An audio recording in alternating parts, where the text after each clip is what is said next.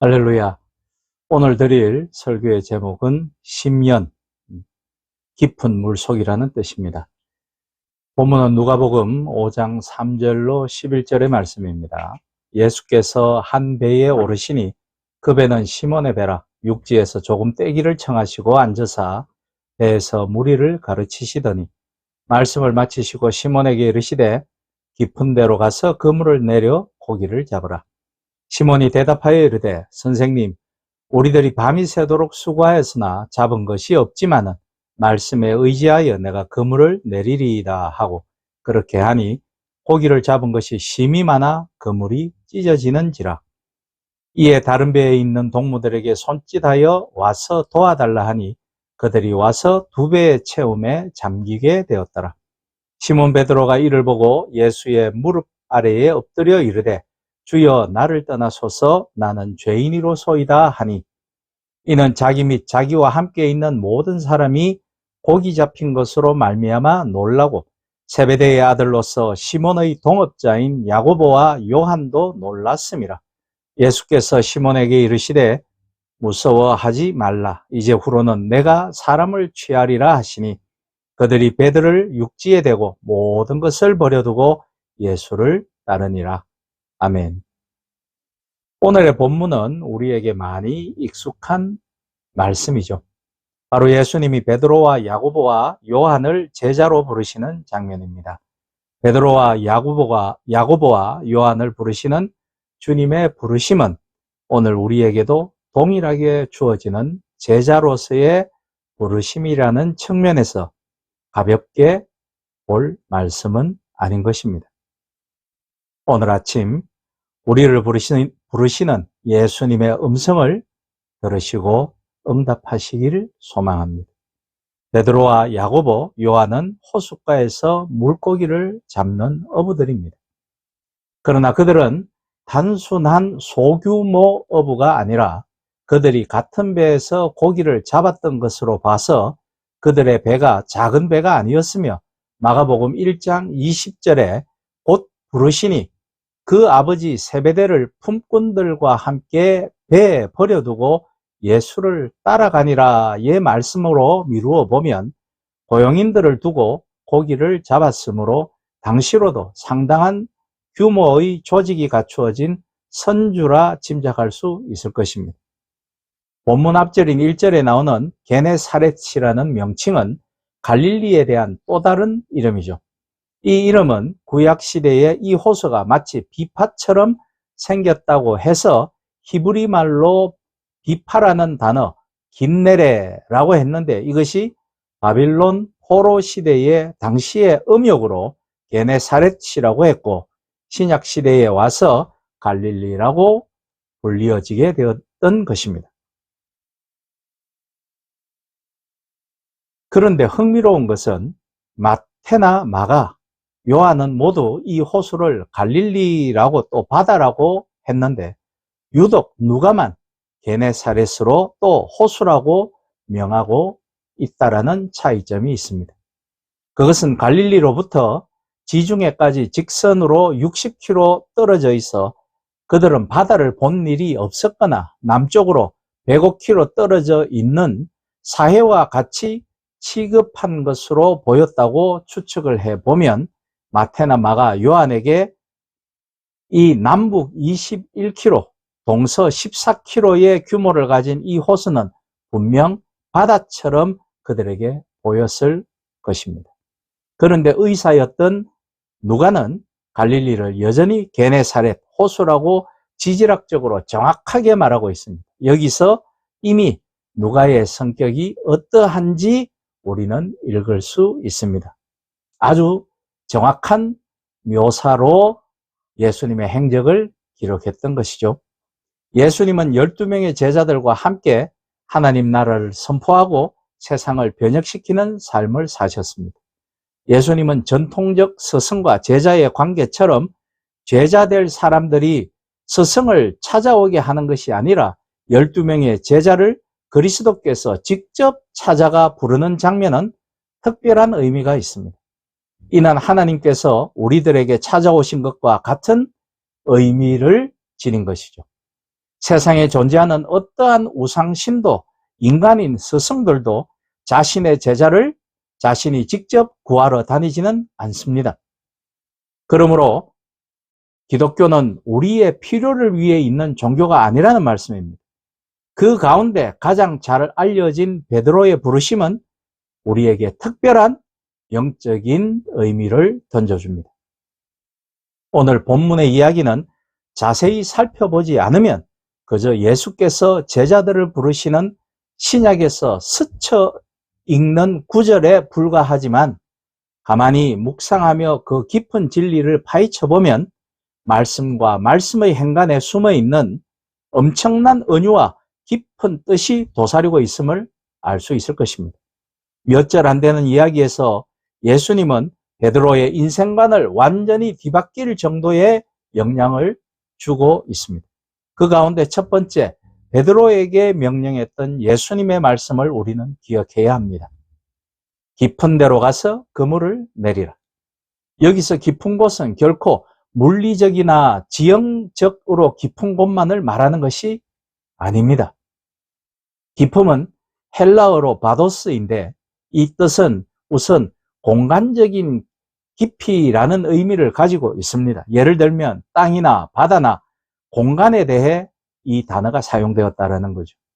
두 번째의 의미로는 어떤 대상이나 인성의 자질, 즉 지혜, 이해력, 본바탕을 의미합니다.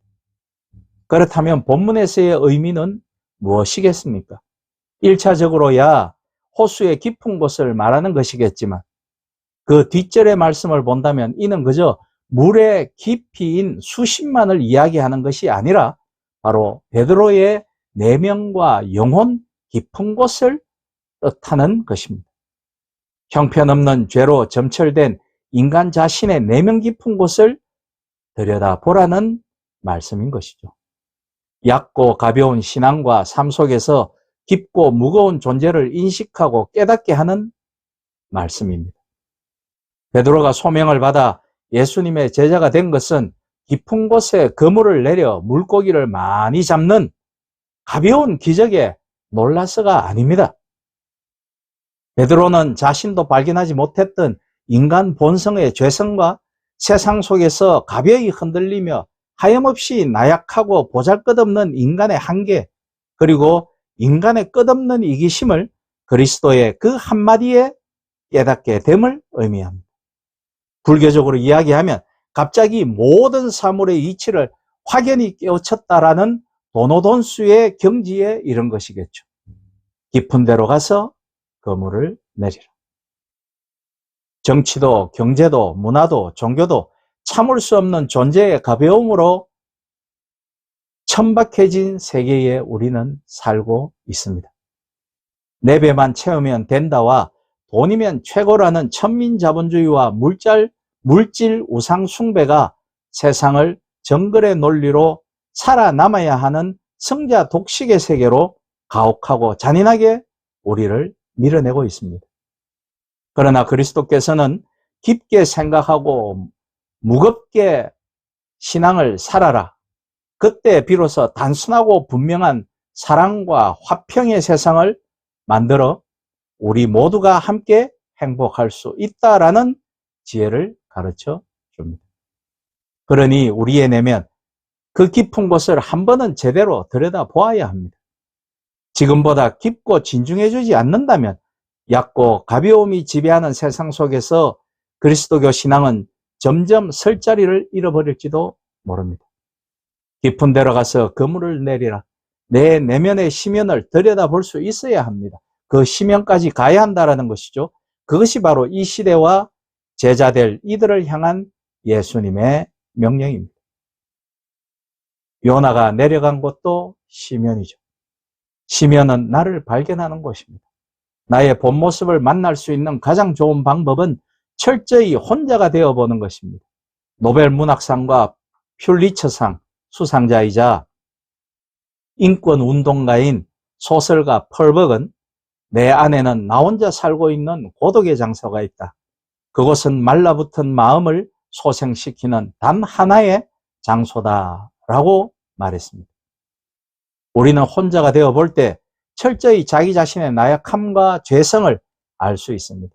혼자 되었을 때 간절한 내 자신의 고백이 나오는 것입니다. 그래서 그리스도께서 마태복음 6장 6절에서 너는 기도할 때에 내 골방에 들어가 문을 닫고 은밀한 중에 계신 내 아버지께 기도하라고 하신 것입니다. 홀로 있는 그 시간을 통해 있는 그대로의 나와 그런 나를 만나주시는 하나님을 발견하십시오. 그것이 코람데오의 깨우침이 될 것입니다. 나 자신의 깊은 곳으로 들어가 내 안에 나를 바라보고 깊은 곳에 나를 고요한 마음으로 하나님께 대면시켜야 합니다. 그럴 때에야 믿음의 인생을 완성해 나가는 각성이 일어나는 것입니다. 베드로는 깊은 곳에서 자신의 본 모습을 마주한 그 순간 자신의 초라함, 자신의 죄, 나약함, 비참함을 발견하고 그리스도의 위대함을 대면한 것입니다. 8절을 보십시오. 시몬 베드로가 이를 보고 예수의 무릎 아래에 엎드려 이르되 주여 나를 떠나소서 나는 죄인이로소이다 하니. 생각해 보십시오. 누가 고기를 많이 잡게 해주었다고 그에게 엎드려 주님이라고 부를 수 있으며 누가 고기를 많이 잡게 해주었다고 나는 죄인입니다 라고 말할 수 있습니까? 고기를 많이 잡게 해주셔서 감사합니다. 당신의 능력에 탐복했습니다. 이게 정상적인 반응이겠죠. 그런데 베드로는 나는 죄인입니다 라고 이야기합니다. 바로 그 결정적 순간에 깊은 곳 시면으로 그물과 함께 내려가 베드로는 비참한 참자기의 모습을 보고 각성이 일어 영혼의 주인인 그리스도를 발견한 것입니다. 지금껏 익숙했던 옛사람과 용기 있게 이별할 때 하나님은 지금까지 본 적 없는 숭고하고 찬란한 영생과 하나님의 나라를 선물할 것입니다. 고독의 시간을 유대인들은 샤바트라고 불렀습니다. 이 단어는 사실 편히 쉬는 날이란 의미에서 안식일이라고 번역한 것인데 어원학적으로 살펴볼 때 정확한 번역은 아닙니다. 샤바트는 편히 쉬는 날하고는 전혀 상관이 없습니다. 샤바트의 본래적 의미는 일상적으로 하던 행동을 그만두다입니다. 이 단어에 편히 쉰다는 의미는 존재하지 않죠. 샤바트의 심층적이며 상징적인 의미는 습관적으로 하던 말, 생각, 행동을 의도적으로 제어하는 것이라는 뜻을 가지고 있습니다. 즉, 샤바트는 일상적인 시간으로부터 벗어나 구태의연한 자기 자신을 관찰하고 침묵하며 자신의 죄를 고백하고 반성하는 경건을 연습하는 시간이라는 뜻입니다. 심연은 고독의 시간인 샤바트가 행해지는 공간입니다. 심연은 남들과 함께 갈 수 없는 공간입니다. 이 공간에 들어가기 위해서는 자신의 몸과 마음을 간편하게 해야 합니다. 샤바트는 다시는 돌아오지 못할 것이라는 심정으로 혼자 최선을 다해 가는 공간입니다. 갑자기 무소의 뿔처럼 혼자서 가라라는 책이 생각이 나는 거예요. 용감한 자만이 이곳으로 여행을 떠날 수 있습니다. 바다의 가장 깊은 곳이라는 의미의 심연에 가기 위해서는 중력을 거슬러 잠수하여 내려가야 합니다. 바닷속 또는 연못 속 가장 깊은 곳은 혼돈으로 가득 찬 장소이지만 거기까지 내려간 용감한 사람에겐 깨달음이란 보물이 그를 기다리고 있습니다. 깨달음은 곧 그리스도를 바로 알아볼 수 있는 눈을 뜨는 것으로 구원이요 영생이라는 최고의 경지를 알아차리는 것이죠. 시면을 본 사람에게 에토스라는 향기가 난다 합니다. 이 에토스는 아리스토텔레스가 말한 철학적인 용어로서 어떠한 사람이 지혜로워질 때 그에게서 볼 수 있는 특질, 버릇, 행동, 카리스마라고 합니다. 즉 시면을 거쳐 그리스도를 발견한 제자는 지금까지의 나와는 결별하고 참으로 신자다운 신자, 자녀다운 자녀, 제자다운 제자로 그리스도의 향기를 내어 풍긴다라는 것입니다. 그는 매 순간을 인생의 첫 순간이자 마지막 순간처럼 살기 때문에 남다른 아우라를 내 풍긴다라는 것이죠. 믿는 자는 고독에 거할 줄 아는 사람입니다. 믿는 자는 이 고독에 능히 거할 수 있는 의례를 거치지 않고는 그리스도의 제자로 거듭날 수 없습니다. 이제 우리는 낮은 단계의 신앙에서 예수 그리스도의 제자로 하나님의 나라를 확장시켜 나아가는 진리와 생명을 전하고 나누어주는 높은 단계의 신앙으로 나아가야 합니다. 그 통과 의례가 바로 깊은 곳 시면입니다. 오늘 본문이 말하는 깊은 배인 것이죠.